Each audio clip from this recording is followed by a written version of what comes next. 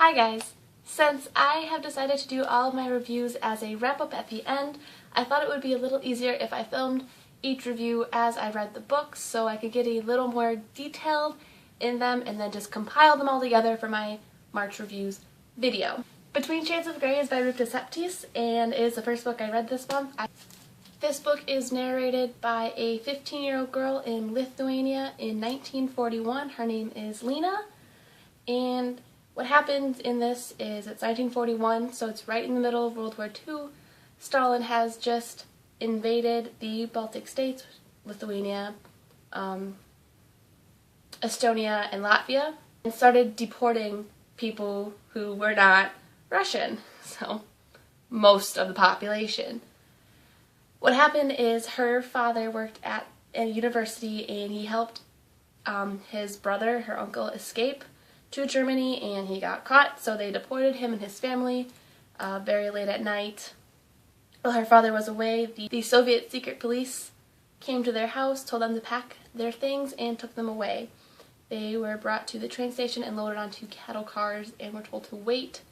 They waited there for a couple of days, I think it was. They were transported to a work camp in Siberia. The journey took about a month, I think maybe a month and a half even. It was a very dark and twisted and very real account of something that happened in our history that's not the best. It's actually deplorable. So there was a little bit of a happy note. On the first train, she met a boy named Andreas, I'm not sure how to pronounce his name, and they were sent to the same work camp with his mother, and they became really good friends. Met on the train who helped her and her brother kind of cope with what was going on in their lives, risking his life to keep them alive and doing what he could to make the best of the situation.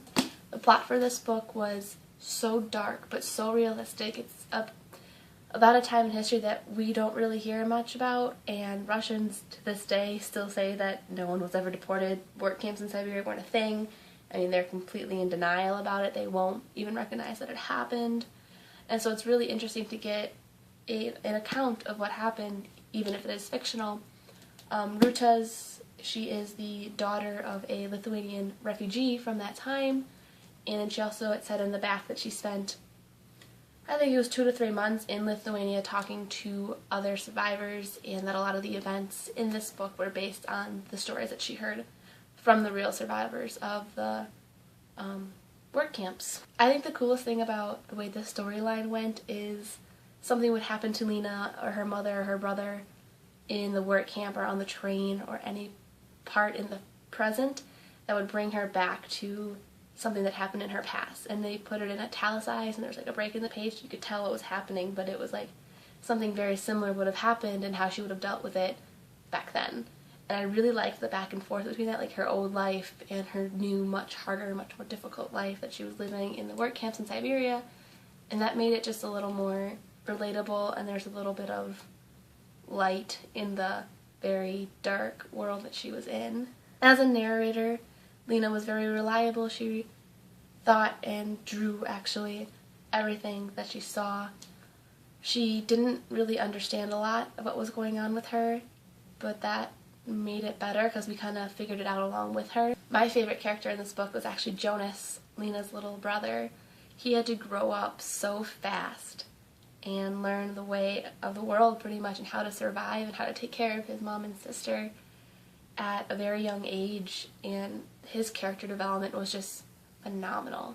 It was just like he understood things that no 10-year-old should have to understand.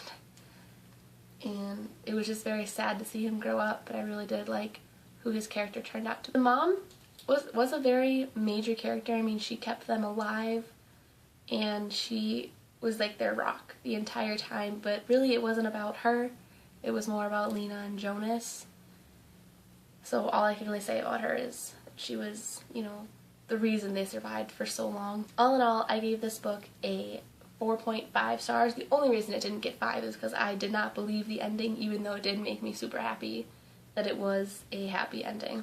The next book that I read in March is Aristotle and Dante Discover the Secrets of the Universe by Benjamin Aldere Sanez. I have mentioned this already in a video, and I cannot rave enough about this book.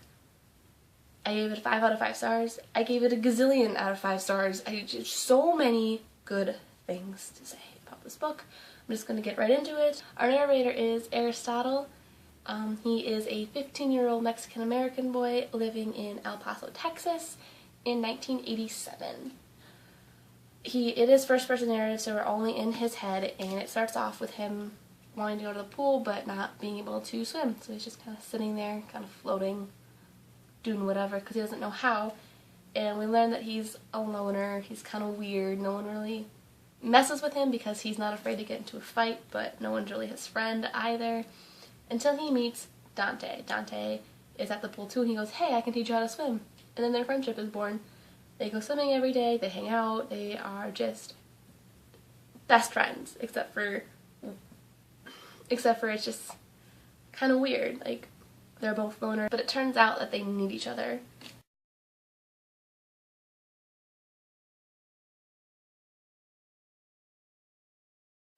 After that, I read Uglies by Scott Westerfeld. This is a reread for me. I did enjoy it this time. I've read it a couple of times before, probably twice. This is my 3rd time reading it. As I said before in my TBR video, my niece had been borrowing them, and I just recently got them back, so I wanted to reread them. I still really enjoyed this book. It is, if you don't know, a dystopian novel set in a world hundreds and hundreds of years after our world disintegrates, and what happens is you're born naturally, like you look. At 16, each ugly goes through a procedure and turns pretty. So their face is all symmetrical, they have big eyes and big lips and are just a definition of beauty by this society. And then it's just supposed to make it so everyone's equal and there's no more wars, everything's peaceful, but of course, you know, there's a catch. And this follows Tally, and she is almost 16, just a couple of weeks before her birthday, when she meets a girl named Shay who tells her how people live outside of the cities and don't take the operation. And then Shay runs away, and Tally's like, "No, I want to be pretty, that's all I've ever wanted." And when Shay runs, the specials, the secret police, get involved and tell her that she has to go find them and betray them. And that's pretty much where the story gets going, and she goes out into the woods and finds them and stuff. I don't want to give too much away. This is the first dystopian I've ever read as a kid, and I really enjoyed going back to it with new eyes and with all the other dystopians that I've read since then. So I'm going to give it a 4 out of 5. It's not like perfect, it's not beautiful, but it is a really interesting story, especially when you get to the woods and all the people there and how they feel about the society's version of normal. So if you haven't read the series, I thoroughly recommend it. For my A to Z challenge, I read If I Stay by Gail Forman. This is a book about a girl named Mia who one morning gets into a very, very bad car accident with her parents, and she goes into a coma and she comes out of her body pretty much and has to decide whether or not she wants to go on to be with her parents or stay and be with the family she has left and wake back up. And it's over the course of maybe 24 hours, but this was an emotional roller coaster ride of tears. I wasn't expecting it to be as emotional as it was. I didn't really know what it was about. And then it's written for younger people than I am, so I was kind of like, okay, this is going to be really easy. I'm probably not going to get that into it. I could not put it down. I was sobbing by the end. The only thing is the ending didn't go far enough. I was like, wait, but what? So that was sad. But if you haven't read this book, I definitely recommend it if you want to cry your little eyes out. I'm going to go with a 3.5 because it still was very young-ish writing, but I can see why it's a New York Times bestseller, I guess is what I'm trying to say. That I bought and then immediately read Unravel by Tahara Mafi. This is the second in the Shatter Me trilogy, and I read it and I love it, and I have all the feels, and I really can't do much talking about it right now because I'm still kind of like, oh my god. Pretty much this starts off with Juliet and Adam in their little safe haven place, I don't remember what it's called, for people with special abilities, and they find out why Adam can touch her, and they try to go out and steal stuff, and Warner's there, and I really can't tell you anything without spoiling it. Read the series, read it. The next book that I finished in March is obviously Ignite Me by Tahara Mafi. So you guys saw me unbox this in my haul, my last video. I literally finished filming that, uploaded it, and then read this. I finished it within about 5 hours. I shook, I cried, I was all over the place with my emotions. Please just read the series and fangirl with me, please. Because, oh my god. 5 out of 5 stars, obviously. I can't really talk that much about it because it is the end of the series, but stuff happens. Chapter 55 happened. Chapter 55. And then the last book I read in March is actually 2 novellas, and that is Destroy Me and Fracture Me. Destroy Me is from Warner's point of view, and Fracture Me is from Adam's point of view, obviously part of the Shatter Me trilogy, and then also it has Juliet's journal in this bind-up. I really enjoyed getting their points of view, especially Warner's, a little bit of Adam's, but I mean, whatever. I really did like getting more of the excerpts of Juliet's journal from when she was in the insane asylum before the books actually began.